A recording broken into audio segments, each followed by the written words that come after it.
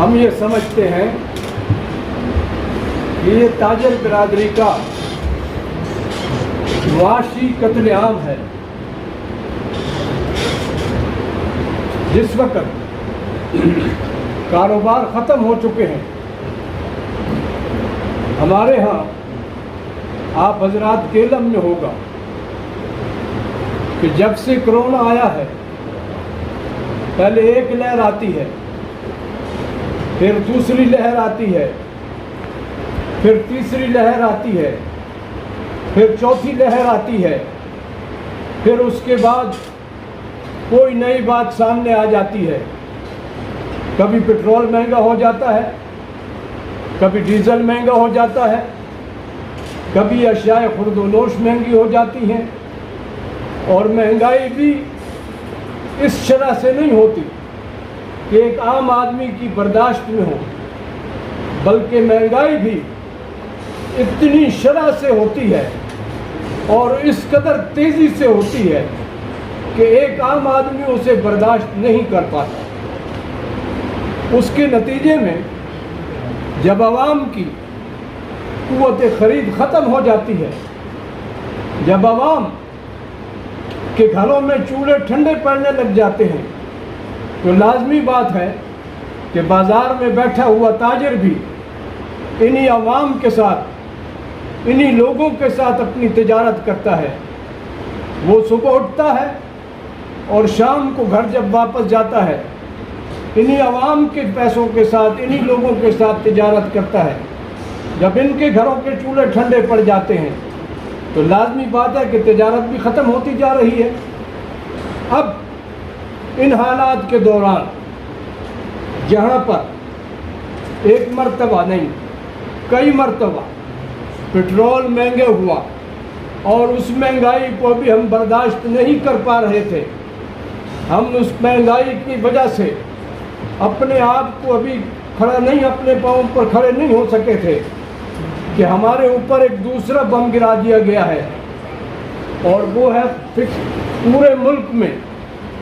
صوبائی سطح پر بھی اور مرکزی سطح پر بھی، پورے ملک میں، پورے ملک کی تاجر برادری، تاجر تنظیمیں اس وقت سراپا احتجاج ہیں اور تمام لوگ سر جوڑ کر بیٹھے ہوئے ہیں کہ اس مسئلے کا کیا حل نکالا جائے. ایک طرف ملک کی معیشت عدم استحکام کی طرف جا رہی ہے، ایک طرف ملک کی معیشت ختم ہوتی جا رہی ہے. کبھی آواز آتا ہے کہ ہم ڈیفالٹر ہو رہے ہیں، کبھی آواز آتا ہے کہ ہم دیوالیہ ہو رہے ہیں. دوسری طرف ملک کے سب سے بڑے طبقے جو کہ ریڑھ کی ہڈی کی حیثیت رکھتا ہے معیشت میں،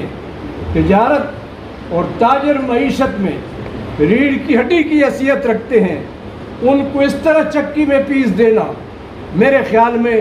یہ نہ ملک کے ساتھ وفاداری ہے، نہ قوم کے ساتھ وفاداری ہے، اور نہ ہمارے لوگ تاجروں کے ساتھ کوئی ان کو غرض ہے. آج کا ایجنڈا اس پر جو مرکز اور صوبے بیٹھے ہوئے ہیں اور سر جوڑ کر سوچ رہے ہیں، ضلعی سطح پر بھی ہم نے تمام تاجر تنظیموں سے درخواست کر کے اکٹھے بیٹھ کر یہاں پر سر جوڑ کر ایک لائحہ عمل اختیار کرنے کے لیے آج کا یہ اجلاس طلب کیا ہے، تاکہ سنجیدگی کے ساتھ ہم آج کے اجلاس میں غور اور فکر کر کے، مشاورت کر کے، باہمی مشاورت سے کوئی ایک لائحہ عمل اختیار کر سکیں. اور وہ لائحہ عمل میرے اس میں ذاتی رائے یہ ہے کہ ایسا لائحہ عمل اختیار کیا جائے کہ جو مشترکہ ہو اور پوری قوم اس پر ہمارے ساتھ متفق اور متحد ہو، پوری تاجر برادری ہمارے ساتھ اس پر متفق اور متحد ہو، اور ہم ایک مٹھی بن کر اپنا یہ حق حکومت سے طلب کر سکیں، اور جو زیادتی ہمارے ساتھ ہو رہی ہے اس کا شاخسانہ کرنے کے لیے حکومت سے ہم مطالبہ کر سکیں. آج کے اجلاس کا ایجنڈا یہی ہے. میں آپ کے اور اپنے جو شرکاء ہیں، جو ہمارے معززین ہیں، ان کے درمیان حائل نہیں ہونا چاہتا. میں سب سے پہلے دعوت دوں گا جناب محترم برادرم حاجی سیف اللہ خان صاحب کو کہ وہ آ کر اپنے خیالات کا اظہار فرمائیں، اور موضوع گفتگو وہ ایجنڈا میں نے آپ کے سامنے رکھا ہے، اسی کو ہی زیر بحث لانا ہے۔ جناب حاجی سیف اللہ خان صاحب۔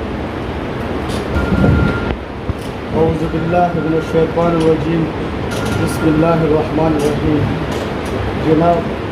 سابق صوبائی صدری امیدوار شاہ مرید سے صدر عابد حمید۔